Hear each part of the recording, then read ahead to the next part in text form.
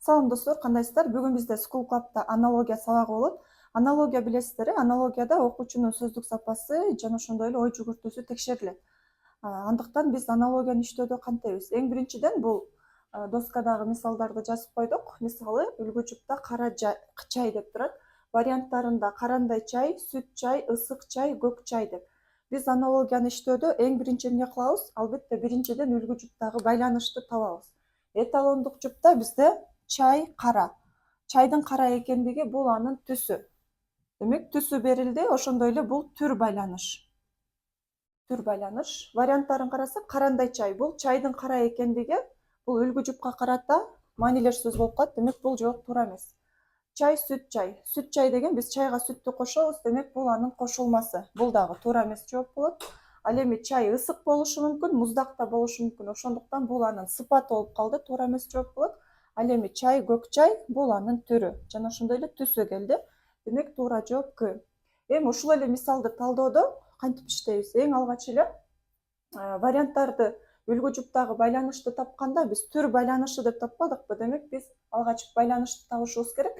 Варианттарын окуганда сөзсүз түрдө маанилеш сөздөрдү алып албашыбыз керек. Биринчи эреже иретке көңүл бөлүшүбүз керек. Жайгашкан орду бардыгы окшош болсо, демек жалпылыгын карайбыз деген эрежени карайбыз.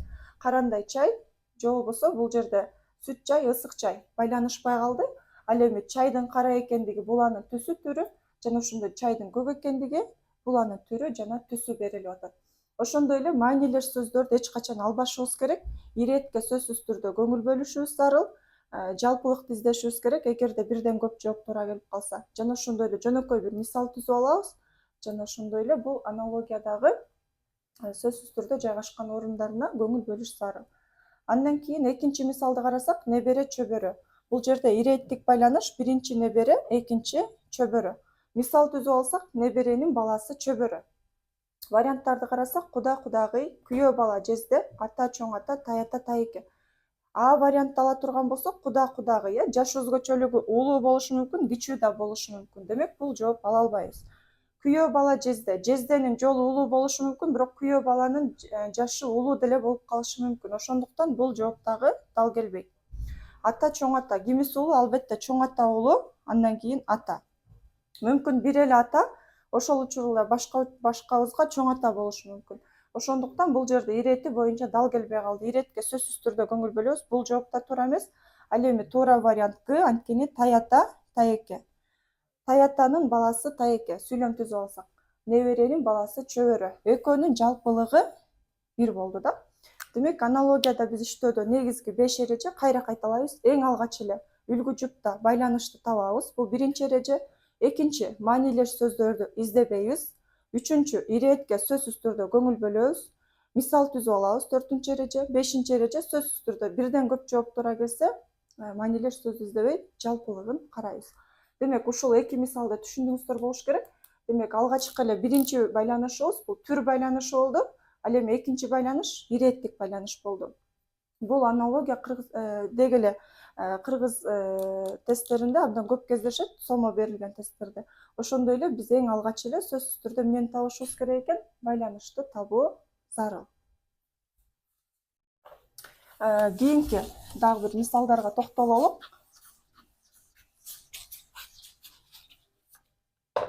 Мисалы, сиздерге чөп деп туруп тоют деген келип калды үлгү жупта.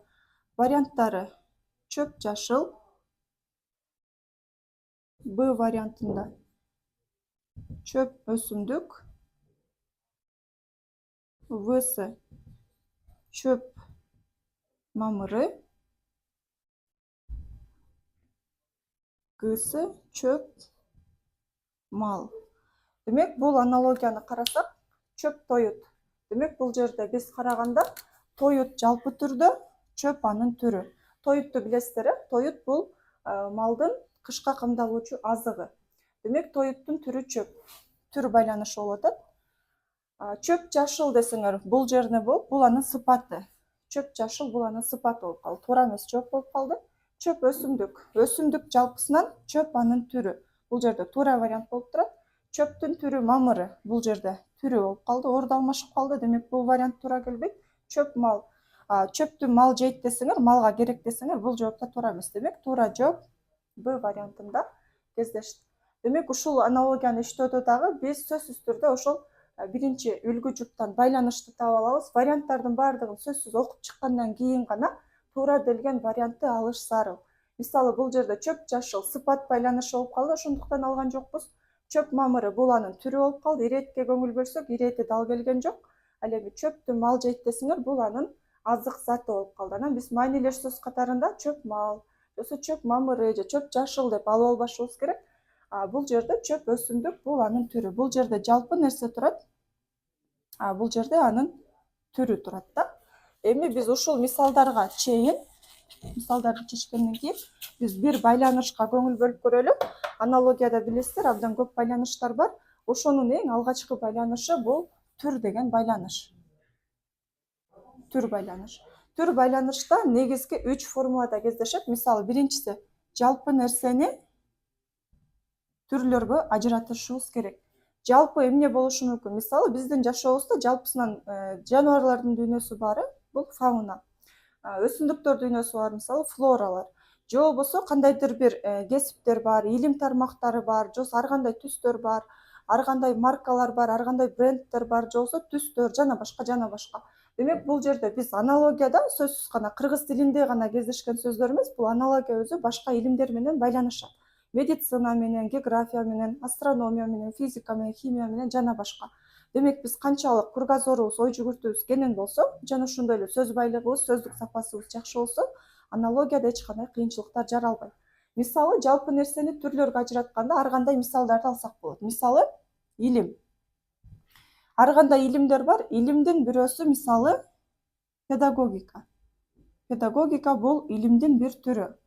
Же болбосо ар кандай кесиптер бар. Кесиптин бирөөсү мисалы врач. Врач бул кесиптин бир түрү. Ар кандай унаалар бар. Унаанын бир маркасы мисалы Lexus деп койдуңуз. Демек бул жерде унаанын бирөөсү Lexus. Же болбосо ар кандай өң түстөр бар. Демек бул жерде өң түстүн бирөөсү ак. Демек бул дагы анын түрү. Демек ушул жерге биз ар кандай эмнелерди алсак болот экен? Биринчи жалпы нерсе, экинчи анын түрү. Эми силерге үйгө тапшырма катарында үйдөн жөн гана ойлонуп көргүлө. Дагы кандай эмнелер бар? Жалпы жана түрлөргө ажыратабыз. Мисалы сизге жаккан жаныбар болушу мүмкүн. Жаныбар кайсы жаныбар? Же болбосо ар кандай кесиптер бар. Сиз келечекте кайсы кесиптин ээси болгуңуз келет? Аны жазып коебуз. Бул жерде ар кандай брендтер же болбосо маркалар бар. Ошону жазып коебуз. Анын түрү катарында. Жана ошондой эле дагы бир нече кылып бөлсөк болот, Мисалы өсүмдүктөр дүйнөсү, сойлоочулар дүйнөсү, же болбосо жана башка жана башка. Демек ушундай кылып жалпы нерсени түрлөргө ажыратып, дагы биз бир нече мисалдар менен топтосок болот. Андан кийин ушул эле формуланы биз экинчи түрүн алсак болот экен. Экинчи түрүндө кандай? Экинчи түрүндө тескерисинче түр жана жалпы. Биринчи түр, экинчи жалпы нерсе болуш керек. Түр болгондо мисалы булбул куштун түрү. Же болбосо арча бактарактын түрү. Аю жаныбардын түрү. Же болбосо мисалы физика илимдин бир тармагы жана башка жана башка.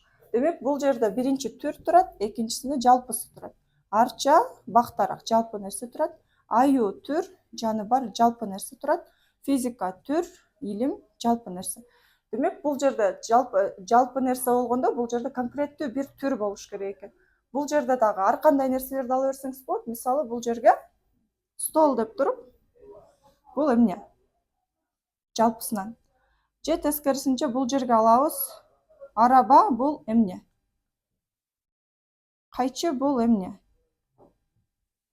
Жана башка жана башка. Демек бул жерде дагы биз сөзсүз түрдө мисалдар менен түр жана жалпыга үйдөн өз алдыбызча мисалдарды жазып толуктайбыз. Ошондо ой жүгүртүүбүз жана логикабыз дагы өсөт. Андан кийин үчүнчү мисалга токтолобуз. Үчүнчү формулабыз кандай? Албетте түр жана түр. экөө тең конкреттүү бирок бир жерден болуш керек. Мисалы бирөөбүз китеп окуганды жакшы көрүшүбүз мүмкүн, экинчибиз газета окуганды жакшы көрүшүбүз мүмкүн. Демек бул жерде конкреттүү так нерселер берилип атат. Бул жерде мисалы стоматолог болушу мүмкүн, бул врачтын бир түрү. Бул жерде хирург болушу мүмкүн да. Демек бул жерде да түр болду. Демек сөзсүз түрдө экөө тең эмне болуш керек экен? Экөө бир түр болуш керек. Экөө бири-бирине туура жооп боло алат деген сөз да. Кийинкиси, мисалы бирөөңөргө бөрү жакса, бөрү карышкыр. Бирөөңөргө жырткыч жаныбар аюу жагышы мүмкүн, түр жана түр. Бирөөңөр куштардан мисалы бүркүттү жакшы көрсөңөр, бирөөңөр ылажын. Бул дагы түр жана түр. Экөө тең жырткыч. Демек бул дагы туура жооп боло алат. Андан кийин мисалы Honda машинанын бир маркасы. Бул жерге болсо Accord да. Honda Accord деп койсо экөө тең эмне болуп калды? Түр жана түр болуп калды. Же тескерисинче ар кандай маркалар бар. Мисалы iPhone же Samsung. Демек бул жерде да түр жана түр. Ар кандай. Эми үйдөн дагы толтуруп, түр жана түргө дагы кандай окшош түрлөр бар. Экөө тең бир нерсе болуш керек да. Мисалы шаймандардын түрлөрү болушу керек. Ар кандай буюмдары, үйдө колдонулган буюмдар болуш керек. Ар кандай кесиптер болуш керек. Ар кандай имараттар болуш керек. Ар кандай шаарлар болушу мүмкүн, жана башка. Мисалы сизге кайсы түр эмне жагат, ошону жазып коебуз. Эгерде кайра эле ушул нерсени кайталайбыз башынан баштап. Мисалы бул жерде түр жана түр болсо, түр өзүнө гана жооп берет экен. Мисалы китеп, газета, стоматолог, хирург деген сыяктуу. Эгерде тескерисинче болсо, мисалы стоматолог врачтын түрү болсо, анда түр жалпы болуп орду алмашып калат да. Эгерде эки башка нерсе болуп калса, биз анын жообун белгилей албайбыз. Андан кийин дагы бир мисалга токтололук. Бул жерде иреттик байланыш деген биздин эң кызыктуу темабыз бар. Иреттик байланышта сөзсүз аналогиянын жайгашкан ордуна көңүл бөлөбүз. Эми ушул жерде бир мисал келтирип көрөлүк. Мисалы биздин үй жаныбар кулун бар. Кулунду чоңойтобуз. Кулун эмне болот? Тай болот. Тайдан кийин кунан болот. Кунандан кийин бышты болот. Быштыдан кийин асый болот. Ушул жөнөкөй мисал менен биз иреттик байланыштын 4 эрежесин алсак болот. Мисалы 1-2 деген формуланы ала турган болсок, биринчи, экинчи кайсы жайгашты? Албетте кулун менен тай жайгашты, биринчи, экинчи. Экинчи, биринчи болуп кандай кылып алабыз? Албетте бул жерде бул жылкынын балдары болду да. Демек, жылкы кулун. Кулун биринчи, жылкы экинчи ирети боюнча. Кулун тай 1-2 болду да. Эми биринчи ортоңку деген формуланы карап көрөбүз. Тең ортосун алышыбыз керек бул жерде. Силерге түшүнүктүү болуш үчүн кайра айталык. Кулун тай 1-2 формуласы, кулун кунан тең ортосу. Анткени эмне турат? Кулун башында турат. Кунан тең ортосунда турат. Кунан ортосу экен. Демек, бир формулага тең ортосун алабыз. Андан кийинки иреттик байланышта биринчи аягы деген формула бар. Ушуну иштөөрдө кайсын алабыз? Албетте, кулун деп туруп, эң аягында асый болсо эмне экен? Башы, аягы формуласы экен. Асый дегенде жалпысынан жылкынын эмнеси? Жашы. Ал 1 асый, 2 асый болуп чоңоюп кете берет. Эми ушул эле жерде мен силерге үйгө тапшырма катары калтырайын. Апта күндөрүнүн кыргызча аталышын баарыбыз билебиз. Эгерде билбесек сөзсүз түрдө карайбыз. Мисалы, аптанын кыргызча аталышы биринчи күн дүйшөмбү, экинчи күн шейшемби. Биринчи, экинчи формулага дүйшөмбү, шейшемби деп алсаңыздар болот. Биринчи ортоңкуга дүйшөмбү, бейшемби деп алсаңыздар болот. Ал эми баш аягы формуласына дүйшөмбү жана жекшемби деп алсаңыздар болот. Эми ушул эле азыркы мен жазган формула менен апта күндөрүнүн кыргызча аталышын биринчи, экинчи формула түрүндө, экинчи, биринчи формула түрүндө жана биринчи ортоңку, биринчи аягы кылып, ушул 4 формуланын негизинде өзүбүз жазып чыгабыз. Жана ошондой эле дагы бир башка жаныбарлар бар. Үй жаныбарынан мисалы музон аласызбы, же башка жаныбарды аласызбы, сөзсүз түрдө мисал келтирип койсоңуздар болот. Ошондой эле дагы бир кызыктуу нерсе бар. Мисалы үй жаныбарында Койдун баласы да козу болсо, жапайы жаныбар, аркардын баласы да козу. Демек, ушундай дагы кандай жакшы мисалдарды билсеңиздер, сөзсүз үй тапшырма жазабыз. Мисалы, аюунун баласы да мамалак, топоздун баласы да мамалак. Бул сиздерге үйгө тапшырма боюнча калат. Биз дагы ушундай сабактарыбызды алдыдагы Telegram каналда онлайн сабакта